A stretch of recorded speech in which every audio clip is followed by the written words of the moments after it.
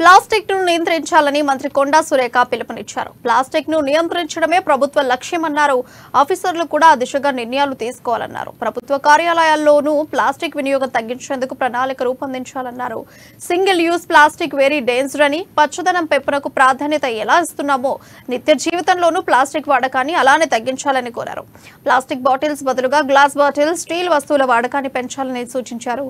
త్వరలో వినూత్నమైన కార్యక్రమాలతో ముందుకు వెళ్లనున్నట్లు పేర్కొన్నారు. తప్పనిసరిగా అందరికీ నమస్కారం. పొల్యూషన్ కాకుండా ఉండాలి, ఎన్విరాన్మెంట్ బాగా ఉండాలి. ఎన్విరాన్మెంట్ బాగున్నప్పుడే మనం కూడా ఆరోగ్యంగా ఉంటాము. కాబట్టి ఒక ఎన్విరాన్మెంట్ మినిస్టర్గా నేను ఒకటే మీకు సందేశం ఇవ్వాలనుకుంటా ఉన్నాను. ఇటువంటి ప్లాస్టిక్ బాటిల్స్ దయచేసి యూజ్ చేయకండి. దీనివల్ల పర్యావరణంలో పరిరక్షణకు ప్రాబ్లం అవుతుంది.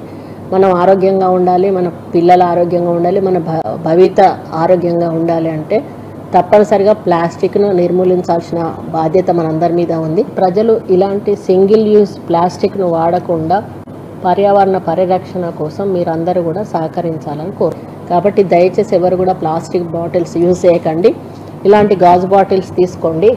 అవసరమైతే గాజు గ్లాసులలో ఇలా పోసుకోండి. అంతే తప్పితే దయచేసి బాటిల్స్ వాడకండి. ఇది నా రిక్వెస్ట్. ఇది మన కోసం, మన అందరి కోసం, మన భవిష్యత్తు కోసం అని తెలియజేసుకుంటాం.